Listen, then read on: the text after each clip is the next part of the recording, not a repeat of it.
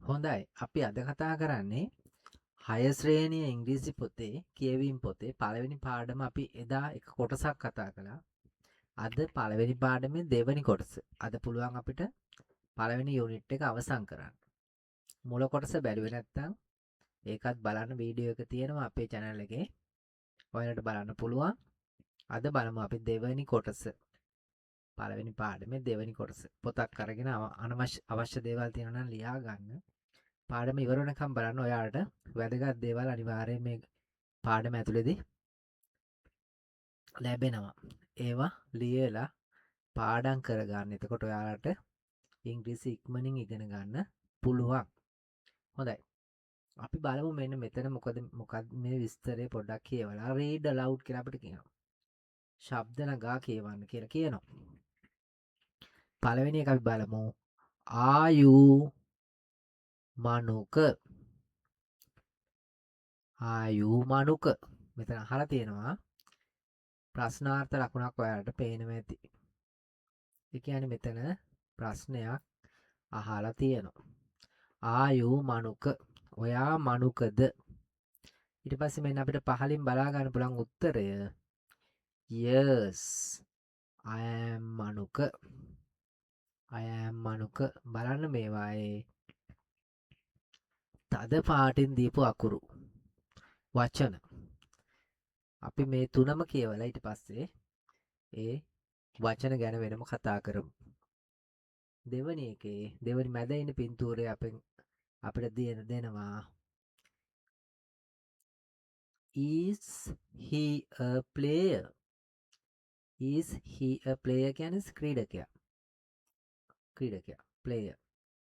එතනත් ප්‍රශ්නාර්ථ ලකුණක් ඔයාලට පේනවා ඇති. is he a player? එයා player කෙනෙක්ද? ක්‍රීඩකයෙක්ද? පහලින් අපිට දීලා තියෙනවා උත්තරය yes he is a player. ඔව් එයා ක්‍රීඩකයෙක්. ඊළඟට බලන්න තුන්වෙනි ළමයා දිහා යාළුවා දිහා is it a football? is it a football? ඒක ෆුට්බෝලයක්ද පාපන්දුවක්ද කියලා. එතනත් අහලා තියෙන්නේ ප්‍රශ්නයක් කියලා ඔයාලට පේනවා ඇති ප්‍රශ්නාර්ථ ලකුණක් දාලා තියෙනවා. උත්තරයේ විදිහට කියනවා yes it is a football. yes it is a football. හොඳයි. එතකොට මෙතන තියෙන ඉංග්‍රීසි ග්‍රැමර් ටිකක්. ග්‍රැමර් කියන්නේ ව්‍යාකරණ. අපිට වාක්‍ය ලියද්දි කියද්දි වැදගත් වෙන ග්‍රැමර් ටිකක්. අපේ channel එකේ ග්‍රැමර් උගන්වන කොටසක් වෙනම තියෙනවා. ඒකටත් ප්ලේලිස්ට් වල තියෙන ග්‍රැමර් කියලා කොටසක් ඒකට ගිහින් ඒවත් බලන්න. ඒවා ඔයාලට වැදගත් වෙන ග්‍රැමර් ගොඩාක් අපි උගන්වනවා. පොඩි පාඩම් වලින් ගොඩක් ඒවා ඔයාලට උගන්වනවා. ඒවා බලන්න. එතකොට මෙන්න බලන්න මේ තද පාටින් දීපුවා ගැන අපි දැන් කතා කරනවා කියලා මම ඔයාලට කිව්වා. එතකොට මේ බලන්න. මේ තද පාටින් දීපු ඒවා අපි පොඩ්ඩක් ලකුණු කරගෙන බලමු. මෙන්න බලන්න ආයු කියන එක තද පාටින් දීලා තියෙනවා. එතකොට ප්‍රශ්නයක් අහනකොට මෙන්න මේ ආ කියන වචනේ මුලට අරන් තියෙනවා කියලා ඔයාලට පේනවා ඇති. මෙතනත් is he කියන එකේ is කියන වචනේ මුලට අරන් තියෙනවා කියලා ඔයාලට පේනවා ඇති. is කියන වචනේ. ඊළඟට මෙතනත් is කියන වචනය මුලට අරන් කියලා ඔයාලට පේනවා ඇති මේ වාක්‍යයේ. එතකොට මේ ප්‍රශ්න හදනකොට හැම වෙලාවෙම මේ වචන ඉස්සරහටම මුලටම ගන්න ඕන ප්‍රශ්න අහද්දි. මේ බලන්න උත්තර දෙද්දි මැදට I am කියලා දෙවනියට යෙදිලා තියෙනවා. මේකෙත් දෙවනියට යෙදිලා තියෙනවා is කියන වචනේ. මේකෙත් දෙවනියට යෙදිලා තියෙනවා. එහෙනම් අපිට සරලව මේ පාඩම මෙහෙම තේරුම් ගන්න පුළුවන්. අපි ඒ ටික පොඩ්ඩක් බලමු. දැන් මෙතනින් මම ඔයාලට ඒ ටික මම දාලා පෙන්නනවා. මෙන්න මේ විදියට අපි ඒ ටික බලමු පොඩ්ඩක්.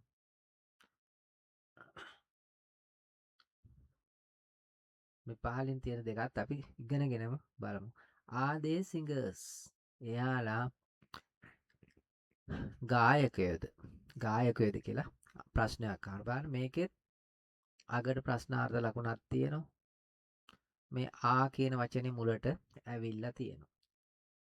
ප්‍රශ්න අහද්දී එහෙමයි. මේ වань උත්තර දෙද්දී yes කිව්වා. ඊට පස්සේ they are singers. ඔව් එයාලා ගායකයෝ කියලා කියනවා. එතනදී මැදට ගිහිලා තියෙනවා ආ කියන වචනේ. හරි. අපිට මේක සරලව මෙහෙම තේරුම් ගන්න පුළුවන්. අපි බලමු.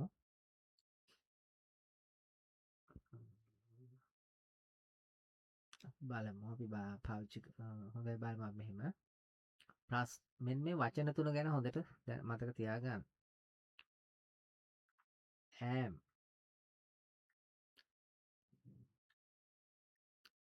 is are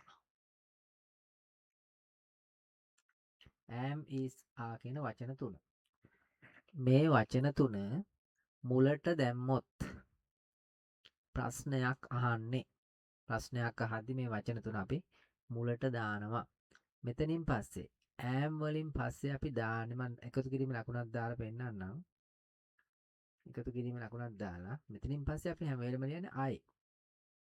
මමත් එක්ක මම කියන වචනේත් එක්ක විතරයි am කියන එක දාන්නේ. ඊට පස්සේ අපි මේකට උත්තරයක් ලියන්න. මේක අපි ඊට පස්සේ am I කියලා තමයි ප්‍රශ්නයක් අහන්නේ. ඊළඟට is එක්ක අපිට එන්නේ is she කියන අය කියන වචනේත් එක්ක දාන්න පුළුවන්. ඊළඟට දාන්න පුළුවන් මේ එකයි දාන්නේ මොනවා හරි he කියලා දාන්න පුළුවන්. ඔහු කියලා කියද්දි අපිට is දාන්න පුළුවන්. ඌ කියලා නැත්තම් ඌ සතෙක් ගැන කියද්දි මොන හරි දෙයක් ගැන කියද්දි it කියන එකත් එක්ක අපිට දාන්න පුළුවන්. මෙහෙම දැම්මොත් අපිට මේ වාක්‍යයේ අවසානයේට අපි මේ අහලා තියෙන්නේ මොකද්ද? ප්‍රශ්නයක්. මේ හැම එකම අපි අහලා තියෙන්නේ ප්‍රශ්නයක්. මේ අවසානට අපි අහලා තියෙන්නේ ප්‍රශ්නයක්. ප්‍රශ්න අහද්දි තමයි මේ විදිහට අපි ලියන්නේ. ආ වලින් පස්සේ you කියන එක දාන්න පුළුවන්. එහෙම නැත්තම් we කියන එක දාන්න පුළුවන්. එහෙම නැත්තම් they කියන එක දාන්න පුළුවන්. ඊට පස්සේ අවසානට අපි අහනවා මේ අහලා තියෙන ප්‍රශ්නයක්. මේක පැහැදිලි නැත්තම් යටින් ලියලා තියන්න මම කමෙන්ට් වල දාලා තියන්න මම මේ පාඩමක් වෙනම කරන්නම්. ග්‍රැමර් වලත් අපේ ග්‍රැමර් වලත් මේ ගැන තියෙනවා. ඊට පස්සේ මේ අහලා තියෙන ප්‍රශ්නනේ උත්තර දෙද්දි නිතරම I එක්ක යෙදෙන්නේ I am කියලා තමයි ඒකට උත්තර දෙන්නේ. ඒ වගේම she is කියලා තමයි අපි උත්තර දෙන්නේ. ඉතින් ටික අපි ලියන්න ඕන වාක්‍යයකට. මේ මුල ටික තමයි අපි කියන්නේ. මෙහෙම ඉදිරියට වාක්‍ය ලියාගෙන යන්න ඕන. I am කියලාත් මෙහෙම ඉස්සරහට ලියන්න ඕන. නමුත් ওই විදිහට තමයි අපි ලියන්න පටන් ගන්න. ඊළඟට he is කියලා අපිට ලියන්න පුළුවන්. he ඔහු කියලා කියද්දි he is කියලා ලිව්වා. වාක්‍ය ඉස්සරහට ලිව්වා. ඊළඟට අපිට පුළුවන් we කියලා කියන්නේ we කියන්නේ අපි. we කිව්වහම ගොඩක්. ඒ නිසා අන්න බලන්න මෙතන තියෙනවා එහෙම දෙයක්. තව දෙයක්. am එක I එක හැම නිතරම එන්නේ am. I එක විතරමයි මේ am කියන වචනය යෙදෙන්නේ මෙන්න මේ වචනේ. ඒ වගේම is කියන වචනය යෙදෙන්නේ එක්කෙනෙක් එක්ක. he is she is. we කියන්නේ ගොඩක්නේ. ඒ නිසා අපි යොදනවා මෙතෙන්ට ආ කියලා. ඒ වගේම ඔබ කියලා කියන කොටත් අපි දාන වචනය තමයි you are. ඒවා මතක තියාගන්න. you are දාලා අපිට වාක්‍ය ඉස්සරහ ඊට ටික ලියන්න පුළුවන්. ඊට පස්සේ they කියලා කියන්නේ ඔවුන්නේ. එතනත් ඔයගොල්ලන්ට පේනවනේ ගොඩක් ඉන්නවනේ. ඒ නිසා අපි එතනත් යොදන්නේ ආ කියලා. they are කියලා අපි වාක්‍ය ඉතුරු ටික යොදනවා. ඒ වගේම ඌ මොන හරි සතෙක් ගැන අපි කියද්දි අපි පාවිච්චි කරන it කියන වචනේ. සත එක්කම එක්කෙනයි එකයිනේ. ඒ නිසා අපි දාන්නේ is කියලා. it is කියලා වාක්‍ය ඉදිරි ටික අපි ඉස්සරහට ලියනවා. මේ විදිහට තමයි අර වගේ අහන ප්‍රශ්නයකට උත්තරේ ලියන්නේ. ඒක තමයි මෙතන කරලා තියෙන්නේ. දැන් පැහැදිලි වේවි ඔයගොල්ලන්ට මේ බලන්න. ආයෝ මනුක කියලා අහන ඔයා මනුකද? මෙන්න yes I am මනුක. අන්න උත්තරේ දුන්නා. is he a player? ඔයා player කෙනෙක්ද? yes he is a player. අන්න ඒ විදිහට උත්තරේ දුන්නා. මේ විදිහට අපිට පුළුවන් ප්‍රශ්න අහන්න පිළිතුර දෙන්න. right. අපි යන් ඊළඟ කොටසට read and match මොන පොඩි ලේසි වැඩක් අපිට තියෙනවා මෙතන කරන්න.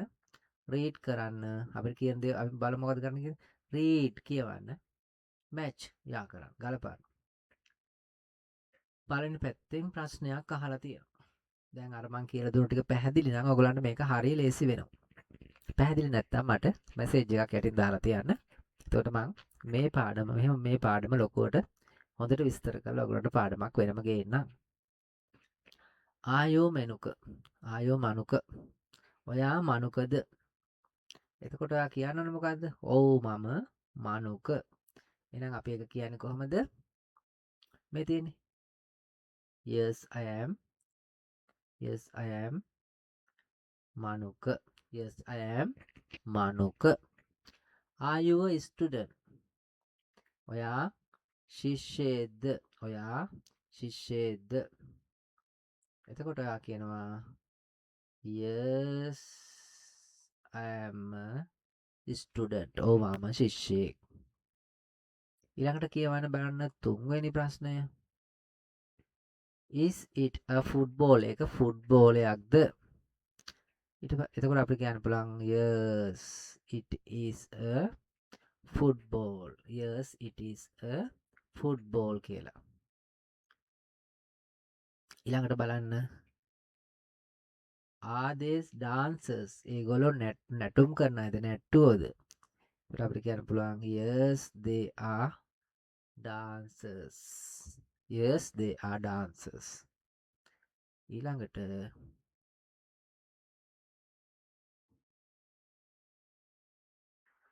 are we singers? අපි ගායකයෝද? එතකොට කියන්න පුළුවන් yes we are singers. ඔව් අපි ගායකයෝ. හත්වෙනි එක බලන්න are you an athlete? athlete කියන්නේ මලල ක්‍රීඩකයා. ඔයා මලල ක්‍රීඩකයෙක්ද? ඒකට අපිට කියන්න පුළුවන් yes I am an athlete. and මෙතන අකුරත් ශබ්දයක් එන නිසා and දාලා තියෙනවා an athlete. ඊට පස්සේ අහනවා ඊළඟ ප්‍රශ්නෙන් is it බලන්න 8 වෙනි එක is it a pen? ඒක පෙන් එකක්ද? අපිට මෙතන යා කරන්න ටිකක් අමාරුයි මොකද එක ළඟ ලියලා තියෙන නිසා දුරස් කරන්න මේක යා කරන්න පහසුයි. එතකොට මේක පෑනක්ද කියලානේ අහන්නේ. is it a pen? ඒක පෑනක්ද? පෑනක් නෙමෙයි පැන්සලක් කියලානේ කියනවා. ඒකට කියනවා no නෑ. it is not a pen. අන්න නැත කියලා කියන්න අපි දැන් මේකෙන් ඉගෙන ගත්තා. එතනකොට not කියන වචනේ දැම්මහම නැත කියලා කියවෙනවා. ඒක තව පාඩමක් අපි තව ඉස්සරහට බලමු. it is a pencil. නෑ ඒක පෑනක් නෙමෙයි. ඒක මොකද්ද? පැන්සලක්. ඊළඟ එකේ 9 වෙනි එකේ අහනවා is she උමා. ඇය උමාද? ඇයගේ නම උමාද? එතකොට කියනවා මෙතන no නැහැ. she is not Uma. ඇය උමා නෙමෙයි. she is Fathima. එයාගේ නම Fathima.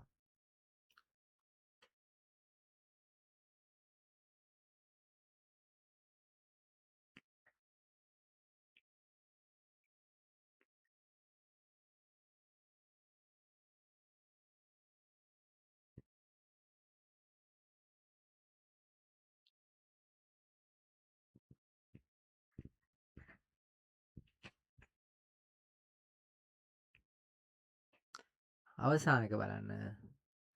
are they grade 6 students? are they ඒගොල්ලෝ 6 ළමයිද? එතකොට උත්තරේ දෙනවා no they are not grade 6 student. ඒගොල්ලෝ 6 අය හය ළමයි නෙවෙයි.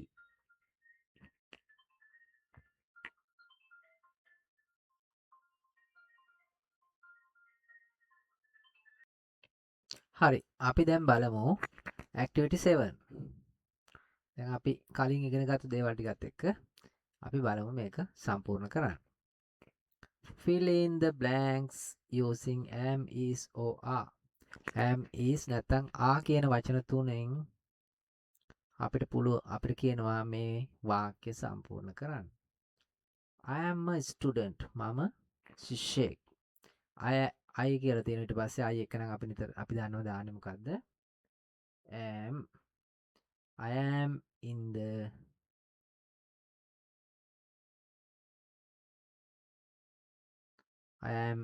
the classroom. දෙවෙනි වාක්‍යය she a teacher. she කිව්වම අපි දන්නවා she එක අපි දාන්නේ is. she is a teacher.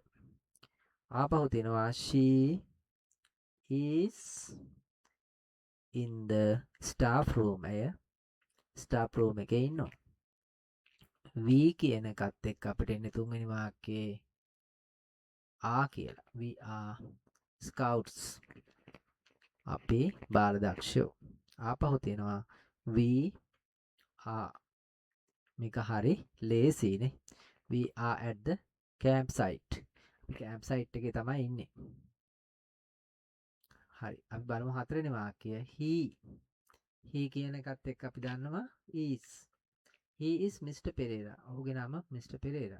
ආපහු he කියලා තියෙනවා is කියලා අපිට දාන්න පුළුවන්. he is in the office. එයා ඔෆිස් එකේ ඉන්නවා. they කියන්නේ ගොඩක් නිසා අපි දාන්නේ are. they are cricketers. එයාලා ක්‍රිකට් සෙල්ලම් කරන අය. ක්‍රිකට් ක්‍රීඩකයෝ. they කියලා ආයෙත් තියෙනවා. ආපහු අපි දානවා are කියලා. they are in the playground. you එක්කත් අපි යොදන්නේ are කියලා. you are a good student. ඔයා හොඳ ශිෂ්‍යයෙක්. ආපහු තියෙනවා you කියලා අපි දානවා are කියලා. you are doing your homework. it එක්ක අපි දාන්නේ is කියලා. it is our library. නැවතත් තියෙනවා it අපි යොදනවා is කියලා. it's very quiet in the library. පුස්තකාලය ඇතුලේ හරි නිස්කලංකයි නිශ්ශබ්දයි කියන එක තමයි ඒකේ තේරුම. ඊළඟට අපිට දෙනවා activity 8 එක. අපිට කියනවා make questions. ප්‍රශ්න හදාන්න කියලා අපිට කියන්නේ. අපි බලමු ප්‍රශ්න හදාන්න. they are in the classroom. එහෙනම් අපි මේකේ වෙනසක් කරන්න ඕනේ තමයි. they are කියලා තිබුණා නම් අපි හදන්නේ කොහොමද? are they.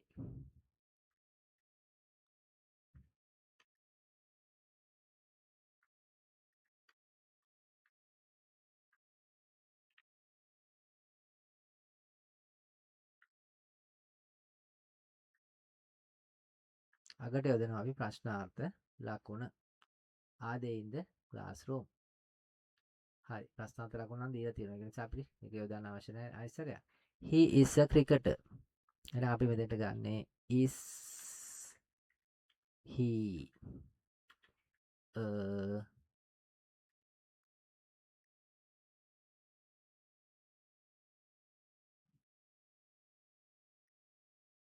cricketer. is he a cricketer. තුන්වෙනි වාක්‍යය she is a prefect. ඇය ශිෂ්‍ය නායකියාවක්.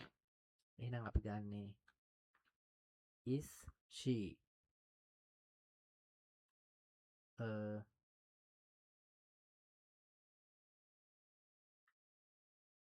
prefect.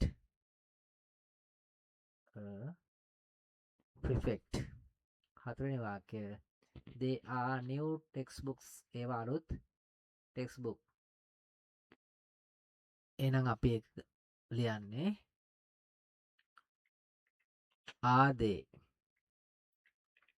ප්‍රශ්නාර්ථයට හරනකොට are they කියලා දැම්මා. new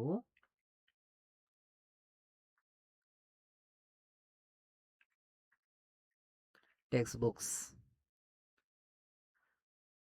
Number 5. It is a volleyball. එහෙනම් අපි එක කොහොමද ලියන්නේ? Is it a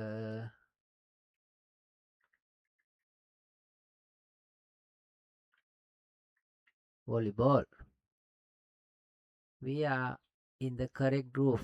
අපි හරි group එකේ. එහෙනම් මේකත් අපි කොහොමද හදන්නේ? Are we in the correct group? Are we in the correct group? මේ විදිහට තමයි අපි ප්‍රශ්නාර්ථයට හරවන්නේ. අපි බලමු තවත් තියෙන ඔය වගේ වැඩක් අපිට කරන්න. There was a cat. ඔන්න පූසෙක් ගැන අපිට කියනවා. Who sat on a mat? එයා හිටියා මැට් එකක වාඩි වෙලා. පැදුරක. It was so fat. ඌ හරි මහතයි. It couldn't even catch a rat. ඌට මීයෙක්වත් අල්ලන්න බැරි වුණා. අපිට කියනවා what are the words that sound similar? සමාන ශබ්දයේ තියෙන වචන මේකේ තියෙන්නේ මොනවද කියලා. උදාහරණයක් දීලා තියෙනවා cat rat. එතකොට මේ බලන්න highlight කරපු වචන තද පාටින් දාපුවා cat mat fat rat. similar sound එක සමාන ශබ්දය යන වචන. අපි බලමු ඊළඟ වැඩේට යන්න. underline ගැන යටින් ඉරක් අඳින්න the birds වචන වලට යටින් with a different sound. different කියන්නේ වෙනස් ශබ්දයක් තියෙන වචනයට යටින් ඉරක් අඳින්න කියලා ඕන අපිට කියනවා. හරි. අපි බලමු. අපි highlight කරලා පෙන්නන්නම්. වෙනස් ශබ්දයක් තියෙන වචන අපි කියවලා බලමු. ඒකට අපිට අහු වෙනවා. hot sat mat wet. එහෙනම් මේකේ අවසාන වචන ටික එක විදියයි මේ මුල වචනේ වෙනස්. ඒක තමයි අපි අන්ඩර්ලයින් කරන්න ඕන. මම මේ පාට කරලා පෙන්නුවේ ඔයාලට පේන්න ඕන නිසා මේකට කරන්න කියන්නේ අපිට යටින් ඉරක් අදින්න. van man fan bill. හරිම ලේසියිනේ. bill කියන එක වැරදි. pan cot tan van. එහෙනම් cot කියන එක අපිට ගන්න පුළුවන්. cat rot mat fat. එහෙනම් rot කියන වචනය. bit set jet wet. bit කියන වචනය. rat rim fat hat. rim කියන වචනය. මේ තමයි වෙනස් ශබ්ද තියෙන වචන ටික මේවට යටින් ඉරි ගන්න තමයි කියන්නේ. ඊළඟට කියනවා listen to your teacher. ඔයාගේ ටීචර් කියන දේ අහගෙන ඉඳලා identify අඳුර ගන්න. similar sounds සමාන ශබ්ද අඳුර ගන්න. හොඳයි. මෙන්න බලමු අපි අඳුර ගන්න හැටි. tax කියන එකට මේ පැත්තේ similar sound එකක් තියෙනවා wax. කියවලා බලන්න. tax wax. ඒකටම similar sound එකක් තියෙනවා fax. ආපහු තියෙනවා wax. ආපහු තියෙනවා max. ඒ තමයි similar sound. gang. දෙවෙනි වචන තමයි gang කියන එක. අපි වෙන කල එකකින් බලමු. gang. rang. සමාන ශබ්ද. sang. bang.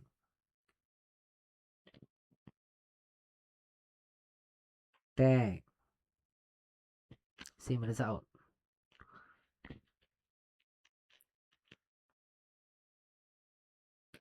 ඊළඟට එනවා bank. bank එක sank. sank එක tank. tank එක rank.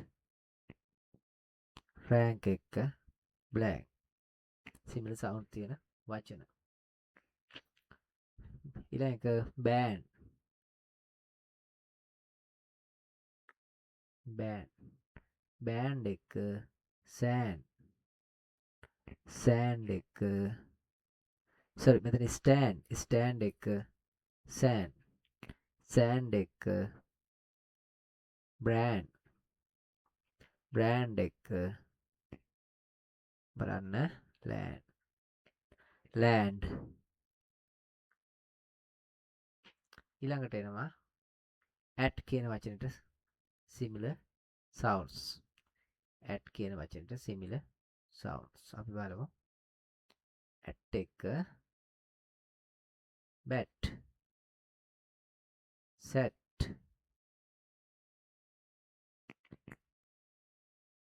mat rat ඊළඟට dash කියන වචනයට එනවා අපි බලමු dash වලට එනවා rash එක එනවා clash එක එනවා cash එක එනවා bash similar sound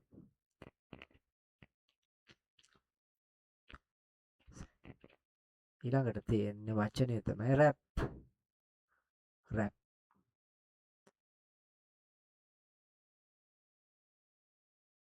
එක අපි බලමු rap එක එනවා lap මේ වචනය lap එක එනවා sap එක එනවා map එක එනවා cap හරි අන්තිම වචන තුන බලන්න කලින් අපි මේ ටික පොඩ්ඩක් මකලා දාමු දැන් නැත්නම් ඔයාලට අපහැදිලිනේ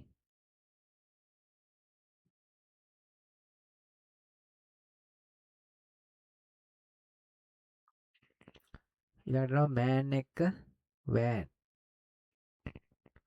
එක ban එක can එක fan හරිම සරලයි මේවනේ ඊළඟට තියෙනවා had කියන වචනේ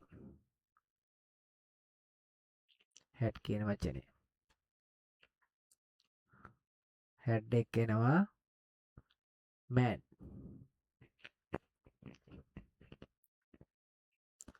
එක එනවා bad එක එනවා lad එක එනවා sad අවසාන වචනය jack sack back pack